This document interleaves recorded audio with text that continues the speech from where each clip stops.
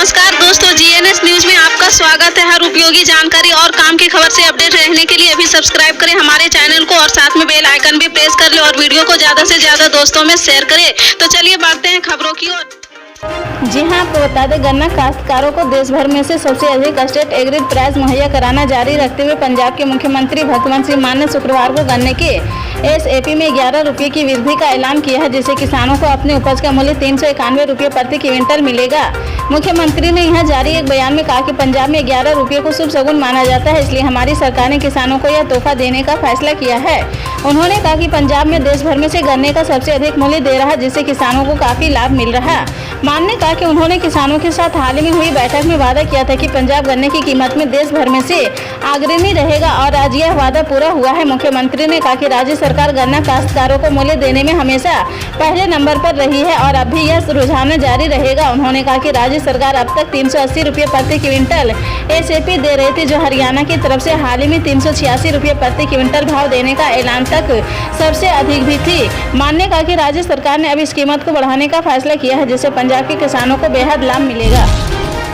नौसेना की बढ़ती ताकत का लोहा अब दुनिया मान रही है। आने वाले समय में नौसेना में कई नए और अत्याधुनिक हथियार शामिल होंगे, जो इसकी ताकत को और बढ़ाने वाला है। नौसेना की बढ़ती ताकत और आने वाले समय में इसकी चुनौतियों को लेकर नौसेना प्रमुख एडमिरल आर हरि कुमार ने अपनी बात रखी है। उन्होंने चीन के साथ साथ कतर के साथ भारत के संबंधों पर भी बात की है।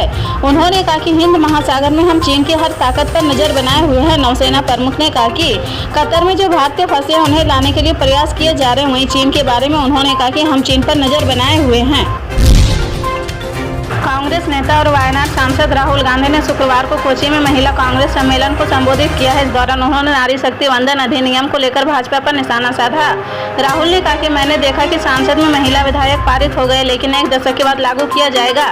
मैंने इतिहास में कभी नहीं देखा कि कोई बिल 10 साल बाद लागू होता है। भाजपा 10 साल बाद जो एकमात्र विधायक पारित कर रही वह महिला आरक्षण का विधायक है।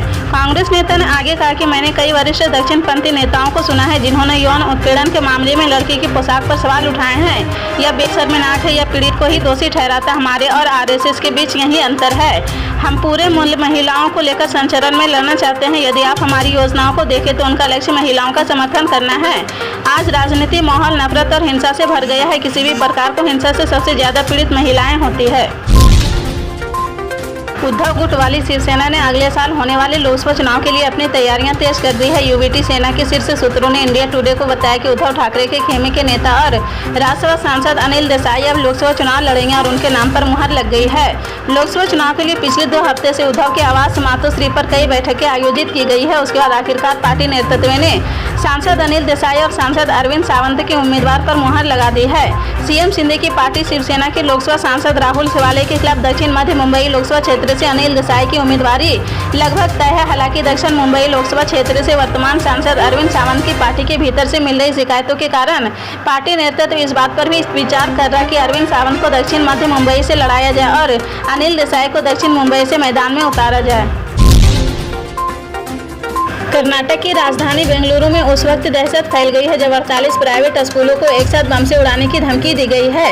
यह धमकी 1 दिसंबर की सुबह ईमेल के जरिए सभी स्कूलों को भेजी गई थी। इसमें लिखा था कि सभी स्कूलों के अंदर बम रखे गए हैं जो एक साथ विस्फोट होंगे। ईमेल मिलते ही स्कूल प्रशासन हरकत में आ गया है। तुरंत पुलिस को सूचना दी गई है।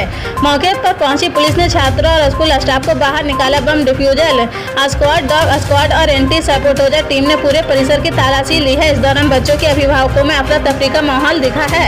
हर कोई आनंद फानंद में स्कूल पहुंचने लगा है। बेंगलुरु पुलिस के एक वरिष्ठ अधिकारी ने बताया कि 48 स्कूलों को एक ईमेल मिला है जिसमें बम से उड़ाने की धमकी दी गई है। सभी स्कूलों को एक ईमेल आईडी से मेल किया गया है। ईमेल में दावा किया गया है कि स्कूल परिसर में विस्फोट लगाए गए हैं। हमें कान सेंटर से एक कॉल मिली है और हमने तुरंत अपनी टीमों को उन स्कूलों में भेजा है जो शहर के विभिन्न हिस्सों में स्थित है।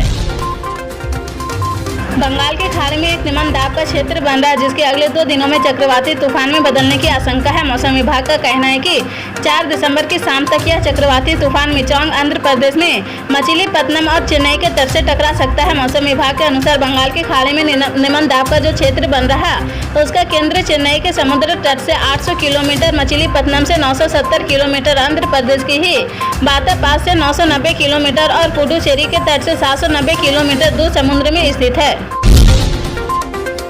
पंजाब के मुख्यमंत्री भगवंत मान ने बीते शनिवार राज्य में 1400 पुलिस कर्मियों की भर्ती करने की प्रक्रिया शुरू करने की मंजूरी दे दी है। एक आधिकारिक बयान में मान ने बताया कि इन पुलिस कर्मियों में 50 पद निरीक्षक के, 150 पद उप निरीक्षक के, 500 सहायक उप निरीक्षक के और 750 पद हेड कांस्टेबल के होंगे। उन्होंने कहा कि युवा रंगला पंजाब के सपने को मूर्त रूप देने के लिए उत्प्रेरक का काम करेंगे, जिनके लिए सरकारी भर्ती के दरवाजे उनके लिए खोले गए हैं। मुख्यमंत्री मान ने कहा कि इसका उद्देश्य राज्य के सामाजिक आर्थिक विकास में युवाओं का सामना भागीदारी से बनाना है। उनको कहना है कि अब तक राज्य सरकार पंजाब के 37,683 युवक को सरकारी नौकरी दे चुकी है। पुणे का आर्म्ड फोर्स मेडिकल कॉलेज इस साल अपने 75वीं वर्षगांठ मना रहा। शुक्रवार को प्लेटिनम जुबिली ईयर सेलिब्रेशन में राष्ट्रपति द्रौपदी मुर्मू ने शिरकत की है। उन्होंने एफएमसी के 75 साल के गौरवशाली इतिहास को सराहना करार दिया है। मुर्मू ने इस मौके पर पुणे के कॉलेज को प्रेसिडेंट्स कलर से सम्मानित किया है। इसे राष्ट्रपति का निशान के नाम से भी जाना जाता है। किसी सैन्य इकाई को दिए जाने वाला यह सर्वोच्च सम्मान है। दूसरे शब्दों में कहे तो वो निशान है जो किसी यूनिट की शान बढ़ा देता है। यह सम्मान 75 साल से ज्यादा समय से देश के प्रति कॉलेज की निरंतर सेवा का सबूत है। एफएमसी प्रमुख सशस्त्र बल चिकित्सक सेवा प्रतिष्ठान है। यह देश के अग्रणी मेडिकल कॉलेज में से एक है। पद्म सम्मान का जिक्र अक्सर आता है, लोग इनके बारे में जानते भी है, लेकिन राष्ट्रपति का निशान क्या होता है इसके बारे में अभी ज्यादातर लोगों को जानकारी नहीं है। इजरायल और हमास के बीच युद्ध विराम को 2 दिन के लिए और बढ़ा दिया गया है। यह बुधवार तक प्रभावी रहेगा।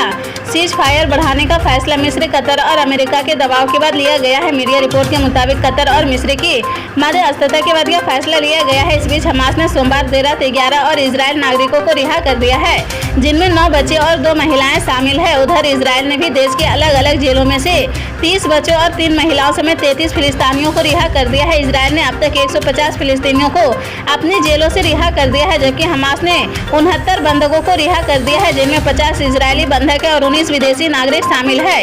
इजरायल और हमास के बीच चल रहे युद्ध का मंगलवार को 53वां दिन हो जाएगा।